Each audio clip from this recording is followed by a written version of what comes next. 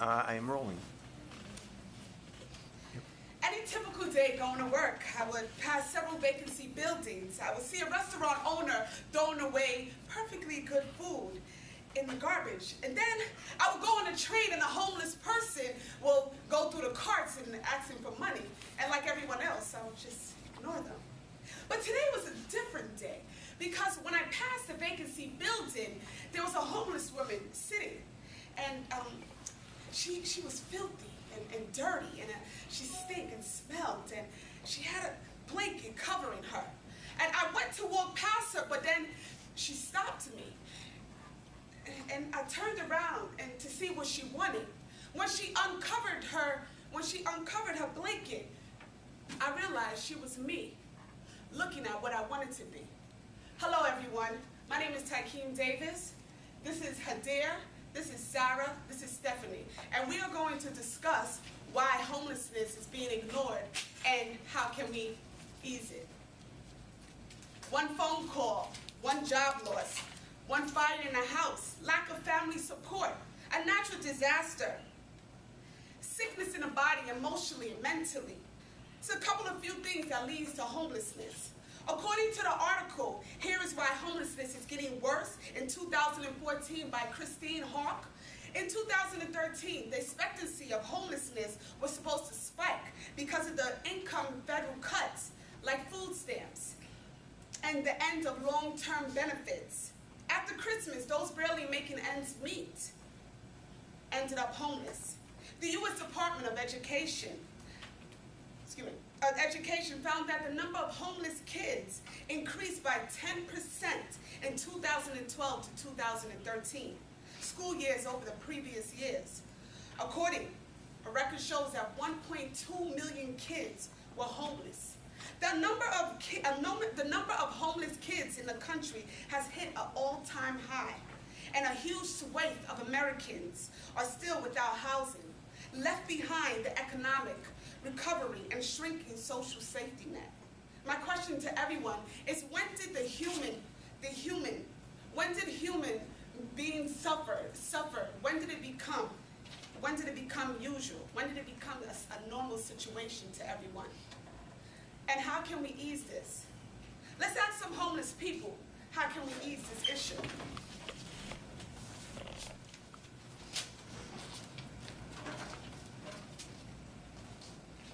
Do you guys live in a house? Is there a roof above your head? Well, I had that at one point, but it was all taken away from me.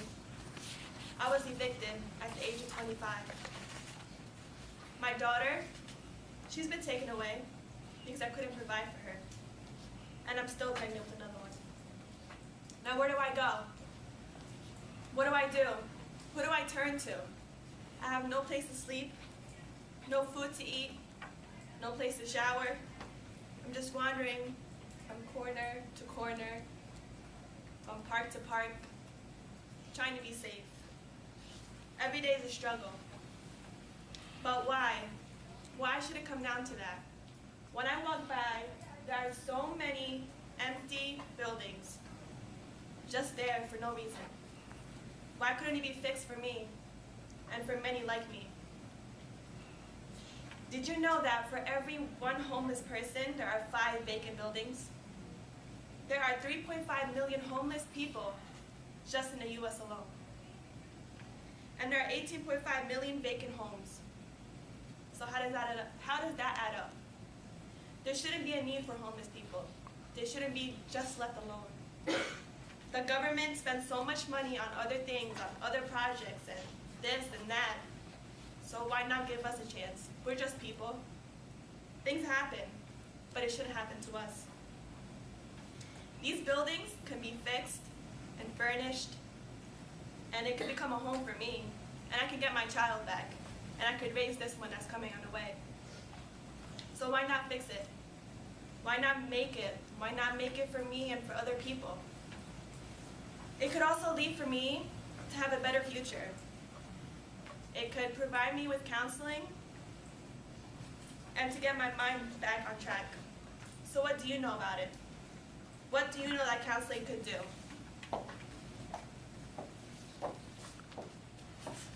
I know a lot about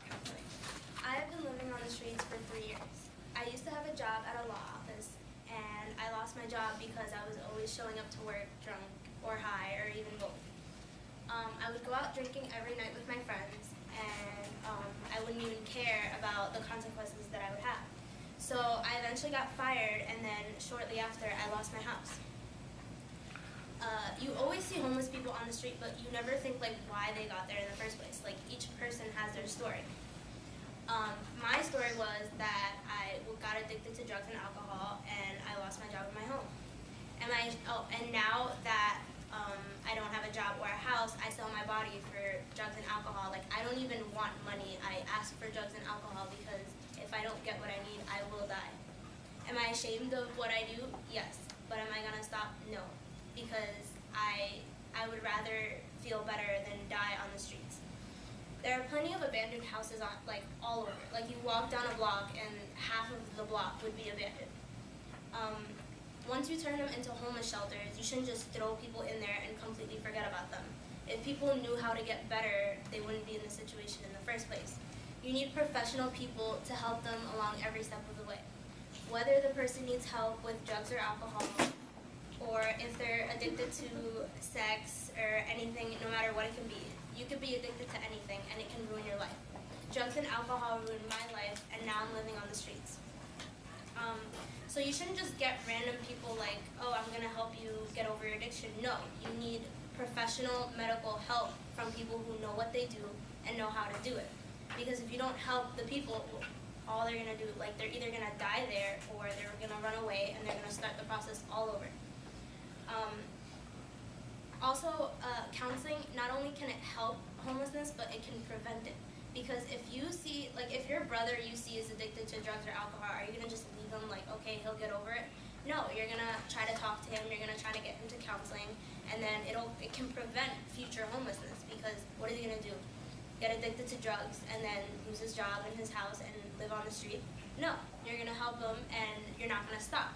So if you're prepared to do that for your brother, people should do that for random people too. Like everybody has their story.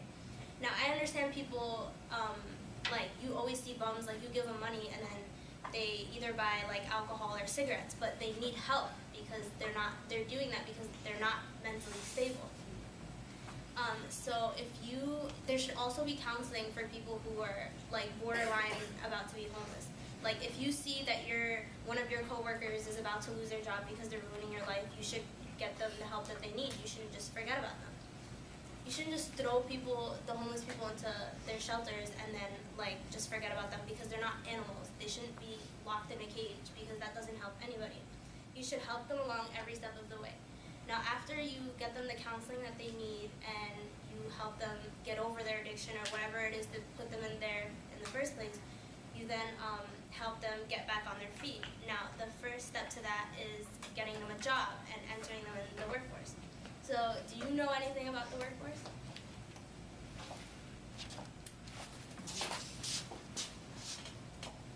You guys are probably wondering, why us?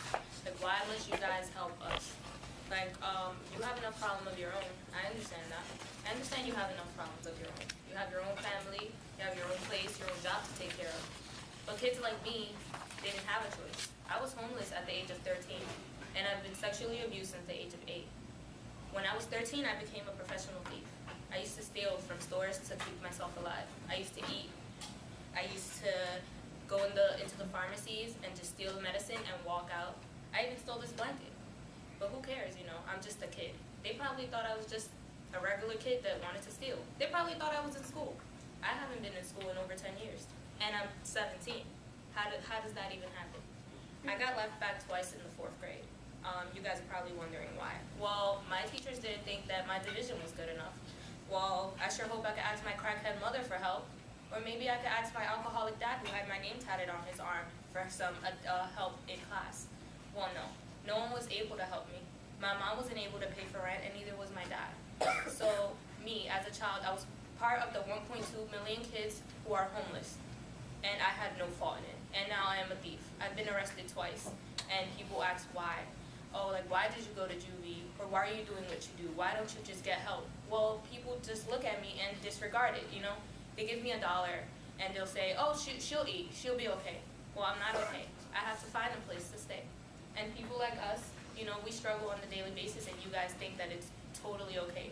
For a normal 17-year-old, you guys would probably have a retail job, right? Yeah?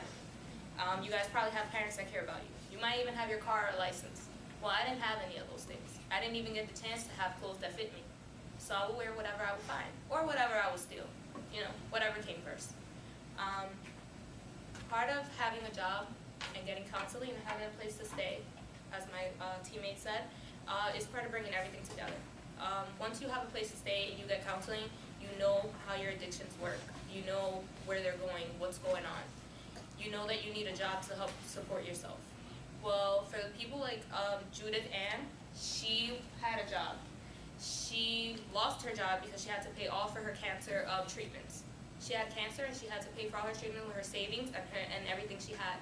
She became homeless, and then nobody wanted to hire her because, then again, who wants to hire an ex-convict or an ex-alcohol abuser or someone who just doesn't have a job or a home to stay, somebody who's not stable? Nobody wants to give those people a job, you know? You understand? But places like Coalition for the Homeless, they help give you a job. They'll train you. They'll give you the communication skills that you need. They'll train you from fast food jobs all the way until counseling for college students. They'll train you all the way from whatever you need to whatever will help you get you on your feet.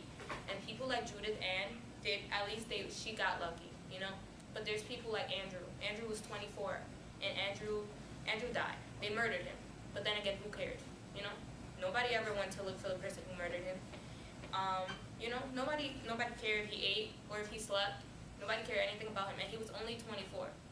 By the time you guys graduate college, you guys will probably be around that age. But how would you guys feel? You know, not having a job, not having a place to stay, or having somebody to talk to. Sometimes Andrew would just come to me, and he'll just cry on my shoulder. And sometimes we just talk, and then he'd cry. Sometimes he cried, and then we talk. It just depends, you know? So maybe if we did have a place to stay, maybe if we did have counseling, maybe we could get a job. Maybe you could even find your family members. Maybe you could reconcile with them.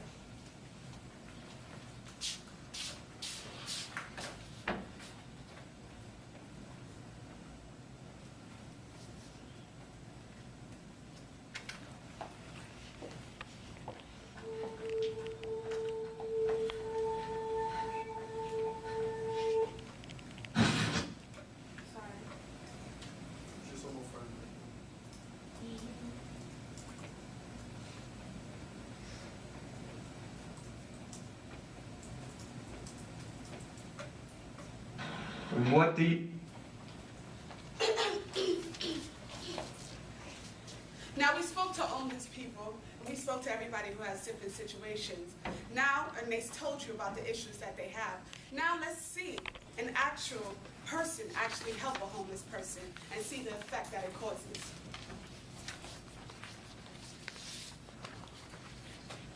You have. You were kidding me, right? Oh, yes, to celebrate. I mean, if we have nothing to do, let's get a good dinner going. Okay, that's cool. Cool. I'll give you some. Yeah, definitely. Alrighty. I need to go to my house and grab something real quick. You never been to my house? No. Okay. So maybe you could see how my house looks for first time and everything.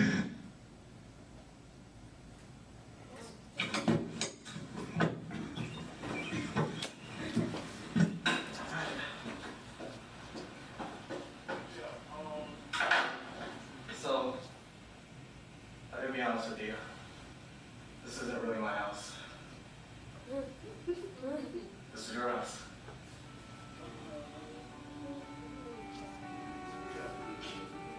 No. This is not my house, this is yours. You have to be kidding me, right? Not at all.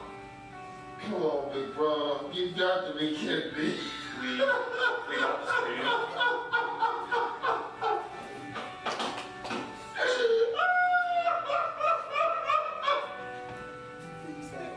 Oh my God, are you serious? I mean, that's serious. Oh my God, oh. Oh my God, big brother, no, you got, oh my God.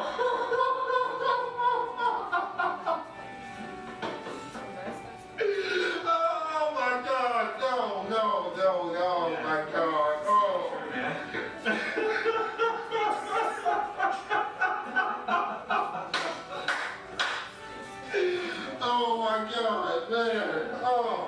is a joke. No joke at all. No joke at all. No, remember that fundraiser Yeah. that we set up? We raised over $40,000 for you, and with some of that money, we got you this house for 1 year. So this is your new home. Oh my God. Oh my Take a God. tour of the house. Yeah. This is the living room. This is a fireplace, and yeah. Wow. Get your own little card. We got all these gift cards for you, each one valued at a different price. There's really not a lot of decoration, so I kind of put up a picture. Best friends forever. This is the kitchen. Stove, cable, TV, got a fridge right there. Your master bedroom. There's a lot of boxes. Wow. Yeah, this is your bed. Oh, This is it. oh. This is like awesome, man. How are you doing? Just, oh my God, I don't know how to feel. I don't know how to feel. This is great. This is great. We all got this for you. It wasn't just me. It was everybody. On the internet. Everybody. Yeah. That helped with the fundraiser and everything. So Yeah. this came from everybody.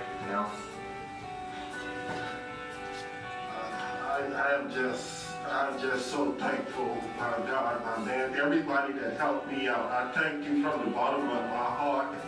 I thank you for sticking with me, and I thank you for believing in me. And I love you all. I thank you. I thank you for being there for me.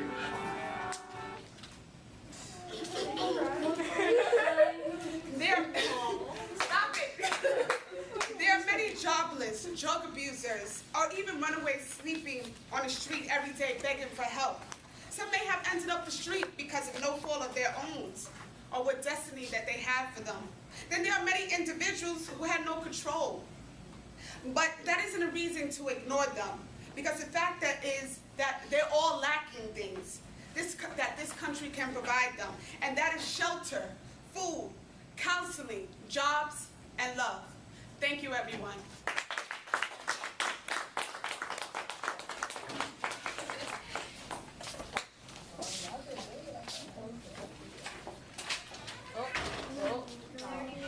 Well, tell me what you all thought of that. I must say that in all the semesters that I have taught this class, and in 5 or 6 of the past semesters, this is the best one.